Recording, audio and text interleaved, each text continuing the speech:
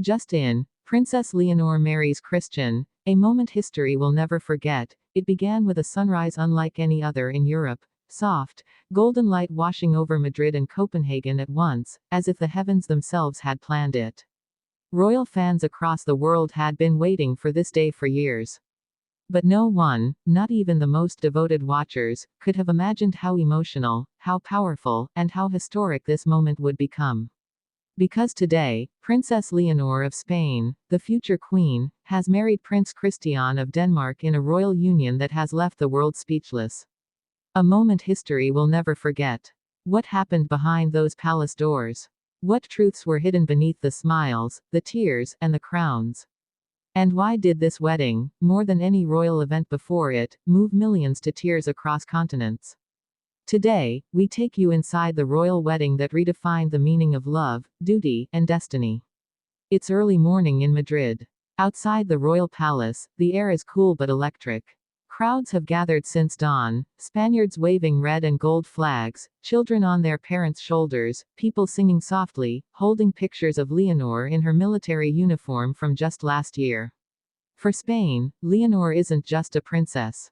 She's hope, the next chapter of a royal legacy that's survived everything from political storms to modern scrutiny. And now, that hope is dressed in white. But across the continent, in Denmark, a different kind of anticipation fills the streets. For Danes, Prince Christian is more than just a royal heir, he's the symbol of a new, grounded monarchy.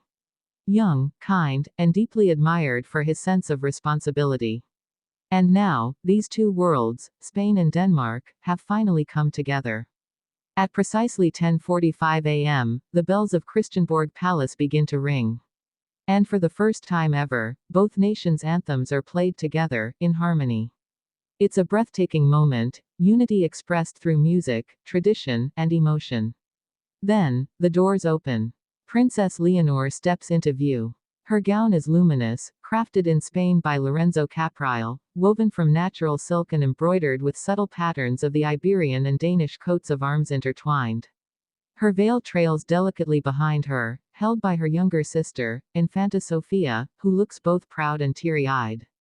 The crowd falls silent. Even through the screen, the moment feels sacred, as if the entire world is holding its breath.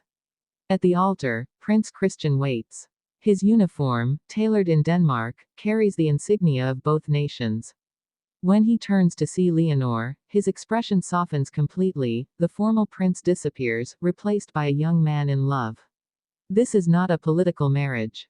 This is a love story that began quietly, years ago, far from the cameras. They first met at an international youth summit in Oslo in 2021, a discreet gathering of young royals. Both were shy, both guarded by protocol, but they found themselves laughing together over something trivial. A friendship began, one that grew naturally through shared letters, family visits, and subtle appearances at royal events. But it wasn't until late 2023, during a private visit to Zarzuela Palace, that their relationship deepened.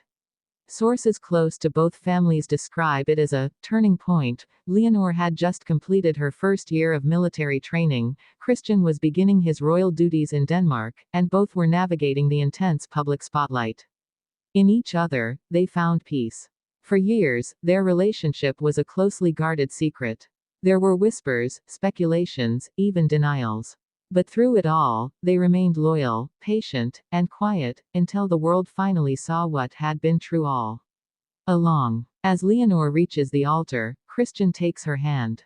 It's a small gesture, but the emotion in that moment radiates through the room. The priest begins the ceremony, his words echoing softly through the grand hall. And then, something unexpected happens. When asked to speak their personal vows, both decide to set aside the traditional lines. Instead, they read words they wrote themselves, handwritten, simple, real. Leonor's voice trembles slightly, but her words are steady. I was born into duty, raised by history. But today, I choose love, not just as a woman, but as a future queen. I choose you, Christian, not for our crowns, but for our truth. Christian's eyes glisten as he responds. I was taught to lead with honor, to protect with strength. But today, I promise to love you with kindness, to walk beside you, and never ahead of you. You are my courage, Leonor, and my home. The audience, filled with royals and dignitaries from across Europe, is visibly moved. Queen Letizia wipes away a tear. Crown Princess Mary smiles softly at her son. Even King Felipe, usually composed and restrained, looks deeply emotional. When the couple exchanges rings, two simple gold bands forged in Spain and engraved in Danish, the entire room erupts in applause. Outside, church bells ring across Madrid and Copenhagen simultaneously, broadcast live. Crowds in both capitals cheer as screens display the moment the future Queen of Spain and the future King of Denmark seal their vows with a gentle kiss. But what truly captured hearts wasn't the ceremony itself, it was what happened afterward. During the official luncheon, King Felipe stood to deliver a speech that many now call one of the most heartfelt moments in modern royal history. He turned to his daughter and said, "Leonor, my child, today you've united two nations not through politics, but through love. May you never forget that the crown rests lighter when the heart is full."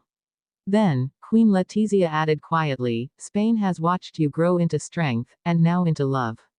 We are proud not only of the woman you've become, but of the choice you've made, a choice of peace and partnership." Across the table, Crown Prince Frederick of Denmark smiled and raised his glass. "Our families are now bound not by diplomacy, but by devotion." Christian, Leonor, you remind us that the future of royalty is not ceremony, but sincerity. It was a toast that echoed through history. Later that evening, the newlyweds appeared on the palace balcony, and that single moment became iconic. Beneath the twilight sky, with the crowd roaring below, Christian placed his hand on Leonor's waist and whispered something that made her laugh, a genuine, unguarded laugh that melted the formality of the scene. Cameras flashed as they shared another kiss, longer this time, as fireworks lit up both national flags projected side by side across the square. People cried. People cheered. And for a moment, it didn't matter who was royal or not, the world was united by something simple and human: love. But what makes this wedding unforgettable isn't just its beauty, it's its meaning. Because this union isn't only about two people. It's about a new generation of royalty redefining what monarchy stands for. Leonor and Christian represent something rare: authenticity in an age of image. They've shown that duty and emotion can coexist, that leadership can be both strong and kind, and that the future of Europe's crowns lies not in hierarchy, but in humanity. They've broken centuries-old expectations, not through rebellion, but through love. As one commentator said during the broadcast, "This isn't just a royal wedding. This is a bridge between the past and the future." Now, as night falls over Europe, the celebrations continue, quietly, gracefully. Inside the palace, the music softens. Leonor and Christian share their first dance as husband and wife. The song, a Spanish-Danish blend of Amor Eterno and Du performed live by an orchestra chosen by both families. Guests watch in silence, completely enchanted. The two sway together, smiling, whispering, unaware of the millions watching from home, completely captivated. And when the music fades, Leonor rests her head on Christian's shoulder, eyes closed, peaceful.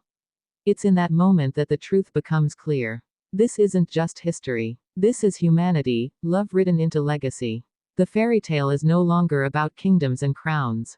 It's about two hearts that found each other across borders, across pressure, across time, and said yes, against all odds.